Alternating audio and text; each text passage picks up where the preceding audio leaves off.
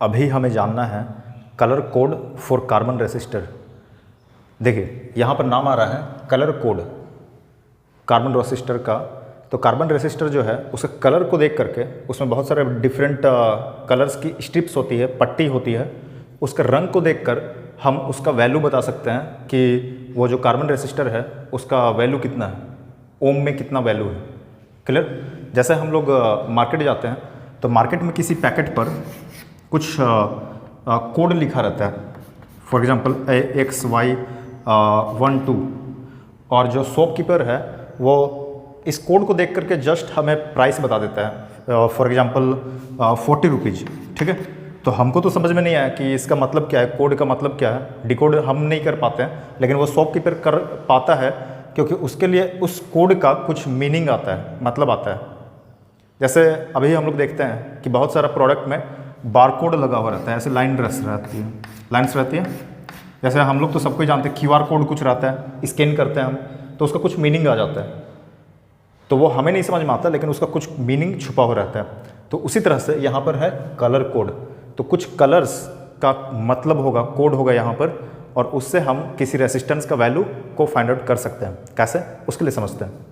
देखिए एक जो यहाँ पर लाइन्स जो दिख रहे हैं उनमें हम कलर, नंबर, मल्टीप्लायर, कलर और टॉलरेंस को रखें। अब इसमें हम कलर को लिखेंगे तो बहुत ही आसान तरीके से हम इसे समझने की कोशिश करेंगे। तो सबसे पहले मैं इसे एक लाइन खींच देता हूँ। कलर में सबसे पहला आ जाता है ब्लैक, फिर आता है ब्राउन, फिर red, orange, yellow, green, blue, violet, grey and white. अब नंबर जो है, नंबर इसका हमें ध्यान रखना है कि इसे 0 से स्टार्ट करना है। तो ब्लैक के लिए 0, 1, 2, 3, 4, 5, 6, 7, 8 और 9। अब यहाँ पर मल्टीप्लायर जो लिखा है इसका मतलब डेसिमल मल्टीप्लायर, 10 का पावर के फॉर्म में होगा। जो ये डिजिट जो दिख रही है, जो नंबर है, उसे हम 10 के मल्टीप्लायर के फॉर्म में लिखते हैं। 10 the power 0, 10 the power 1, 10 the power 2, 10 the power 3, 10 the power 4, 10 the power 5, 10 the power 6, 10 the power 7, 10 the power 8 and 10 the power 9। ठीक है, अब यहाँ पर कुछ कलर के लिए फिर से जगह है, यहाँ पर दिख रहा है, तो इसमें हम लिखते हैं gold, silver and no colour. Gold के लिए टॉलरेंस जो लिमिट है ये है ±5%, सिल्वर के लिए ±10% और नो कलर के लिए ±20%। तो ये हमारा टेबल जो है ये कंप्लीट है। कोड का मतलब यहाँ से पता चल रहा है। अब ये रहता कैसे है, किस तरीके से रहेगा, कैसे हम सॉल्व कर सकते हैं, उसे समझेंगे। जैसे कोई भी कार्बन रेसिस्टर हम लोग कभी कभी सर्किट में देखते हैं तो वो कुछ इस तरीके का रहता है। 2 टर्मिनल्स रहता है इसका, 2 एंड्स कह सकते हैं हम लोग, और उसमें स्ट्रिप्स रहती है, पट्टी रहती है जिसमें रंग बिरंगा रहता है। देखिएगा ध्यान से, आपको दिखाई देगा सर्किट में रेसिस्टर का यूज होता है। तो मान लीजिए यहाँ पर 4 स्ट्रिप है, तो कितना स्ट्रिप्स है, 4। समझने के लिए इसे मान लेते हैं A, B, C, D, और इसके 2 एंड्स हैं इस तरीके से। तो समझ लेते हैं हम लोग, ये जो स्ट्रिप है इसका कलर है मान लिया रेड, ओके, इसमें है ऑरेंज, इसमें है ग्रीन, और 4th स्ट्रिप का कलर है गोल्ड। तो इस तरीक़ा से हमें एक कार्बन रेसिस्टर दिख रहा है। तो अब इसका वैल्यू क्या होगा उसे फाइंड आउट करना है, बहुत आसान है, समझिए इसे। तो फर्स्ट स्ट्रिप का कलर क्या है, रेड। तो फर्स्ट स्ट्रिप का जो कलर है वो फर्स्ट सिग्निफिकेंट नंबर को ओम में रिप्रेजेंट करता है। फर्स्ट स्ट्रिप का जो कलर है वह फर्स्ट सिग्निफिकेंट जो फिगर है उसको ओम में रिप्रेजेंट करता है, तो रेड को यहाँ पर देखेंगे टेबल में 2 है तो हम 2 लिख देंगे। सेकंड स्ट्रिप का जो कलर है वह ऑरेंज है, तो सेकंड स्ट्रिप का कलर ऑरेंज, नंबर है इसका 3, तो हम यहाँ 3 लिख देंगे। थर्ड स्ट्रिप का कलर ग्रीन है, ग्रीन, तो हम ग्रीन ढूंढते हैं, तो ग्रीन यहाँ पर 5 है, लेकिन ध्यान ये रखना है कि थर्ड स्ट्रिप का जो कलर है वह 10 के मल्टीप्लायर के फॉर्म में होगा। कैसे होगा? 10 का मल्टीप्लायर, तो 10 का मल्टीप्लायर कितना है यहाँ पर 5, क्योंकि ग्रीन के लिए 5 था, लेकिन ये मल्टीप्लायर के फॉर्म में होगा, तो थर्ड स्ट्रिप का जो कलर होगा उसका मतलब है 10 के मल्टीप्लायर के फॉर्म में, तो इंटू 10⁵ और गोल्ड, फोर्थ स्ट्रिप कलर है गोल्ड, तो गोल्ड के लिए है कितना ±5%, तो ±5%। यह टॉलरेंस को रिप्रेजेंट करता है। टॉलरेंस कहने का मतलब +5% वो एक्यूरेट है, ±5% एक्यूरेट है, यानी कि थोड़ा सा एरर भी आ सकता है, परसेंटेज ऑफ एक्यूरेसी कह सकते हैं हम, कितना परसेंट वो एक्यूरेट है, तो ±5% का थोड़ा डिफरेंस हो सकता है। तो बस ये ओम, तो फिर से याद रखना है, फर्स्ट स्ट्रिप का कलर फर्स्ट सिग्निफिकेंट फिगर को बताएगा, फिगर हम यहाँ से पता कर सकते हैं। सेकंड स्ट्रिप का कलर सेकंड सिग्निफिकेंट नंबर को बताएगा।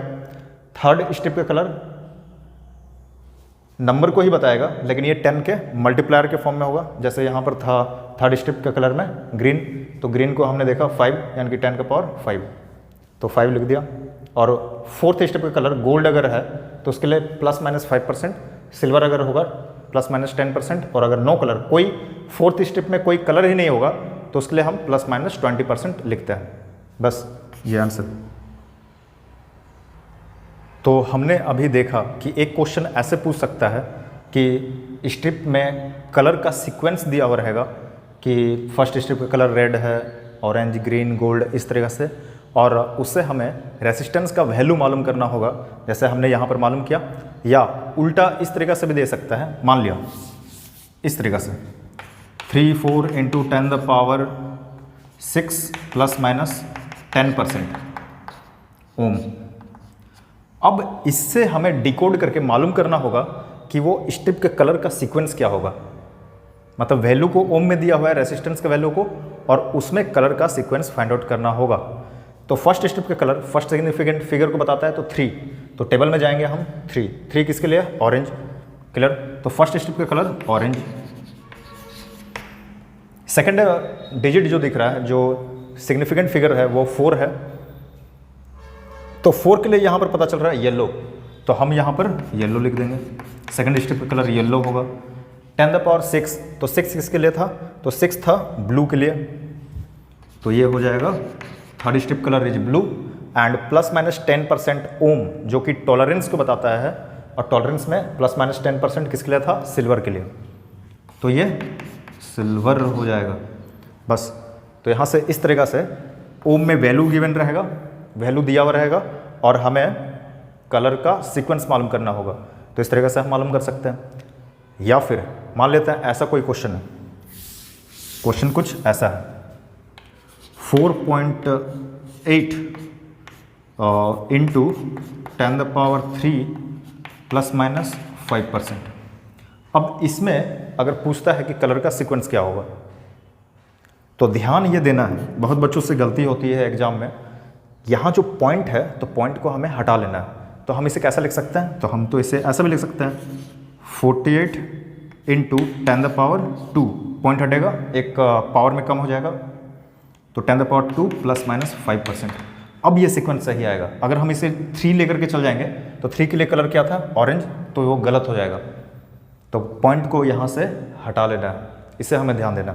तो 4, 8, तो 4 किसके लिए था? येलो के लिए, and 8 is for grey colour, then yellow, grey, yellow, grey. 10⁻² is for red colour, red, and fourth strip colour will be ±5%, तो ये ±5% किसके लिए था? गोल्ड के लिए, तो हम यहाँ गोल्ड लिख देंगे। अगर मान लेते किसी क्वेश्चन में सिर्फ ये ऐसा रहता, ये प्लस माइनस वाला रहता ही नहीं, तो मतलब क्या है? नो कलर, वहाँ पर कोई कलर है ही नहीं, सिर्फ 3 ही कलर्स का स्ट्रिप है। क्लियर? तो इस तरह से हम लिख सकते हैं। सबसे बड़ा बात है, ये इतना आसान तब के लिए लग रहा है जब हम ये मेरे सामने ये टेबल है, तो टेबल को कैसे याद करें? बहुत ही आसान तरीका है, एक लाइन को सिर्फ हमें याद रखना है। क्या चीज़? तो वो लाइन है B Roy great Britain very good wife. अब इसे चेक करते हैं, सारा चीज़ आ जाएगा। B black brown, R is for red, orange, yellow, green, G मतलब green, blue, violet, grey, white. फिर से रिपीट करते हैं, black, brown, red, orange, yellow, green, blue, violet, grey, white. तो इस तरीके से सारा चीज़ आ जा रहा है इधर का। गलती यहाँ पर बहुत बच्चों से होता है, कन्फ्यूजन हो जाता है कभी कभी कि बी और बी में इन दोनों में से पहले कौन सा होगा। तो डिक्शनरी में हम देखते हैं, तो डिक्शनरी के हिसाब से अगर चला जाए तो ब्लैक पहले होगा कि ब्राउन पहले होगा? ऑब्वियसली ब्लैक पहले होगा, क्योंकि एल पहले आएगा, उसके बाद आर जाएगा, तो इसलिए ब्लैक ऊपर रहेगा। और एक कन्फ्यूजन है कि बी तो और एक जगह आ रहा है ना, बी 3 जगह आ रहा है, बी, तो ब्लू नीचे आएगा। ब्लू को नीचे रख लेना है। ज़्यादातर कन्फ्यूजन इसी में होता है, ब्लैक और ब्राउन में। तो ब्लैक ऊपर, ब्राउन नीचे। और दूसरा कन्फ्यूजन यहाँ पर आता है जी में। जी लेटर से भी 2 वर्ड स्टार्ट होते हैं, 2 कलर का नाम है, ग्रीन भी और ग्रे भी। तो डिक्शनरी के हिसाब से चला जाए तो देखिए यहाँ पर GRE,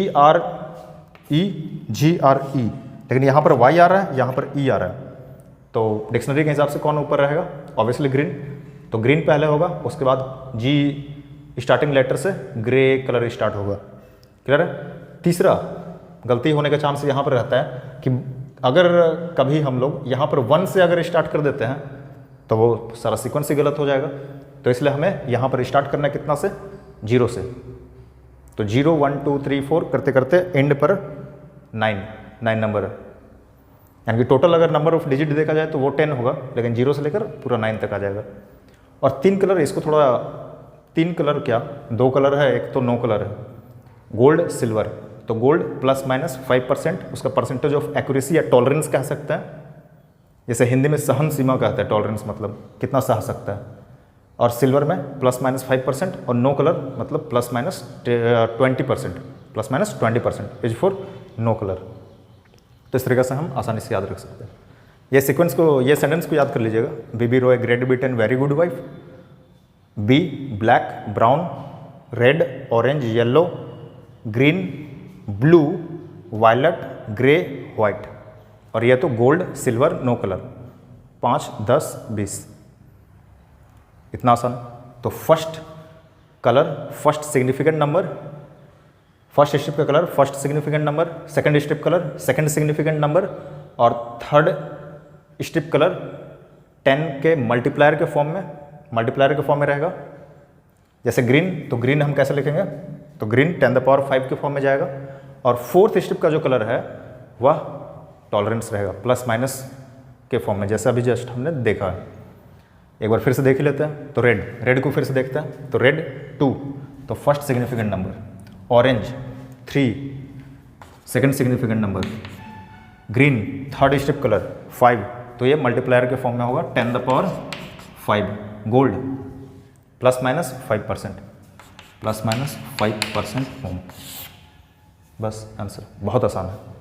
तो इस तरीके से हमने जाना colour code for carbon resistors. तो इसे एक बार टेबल को याद कीजिए, सभी क्वेश्चन इसका बन जाएगा।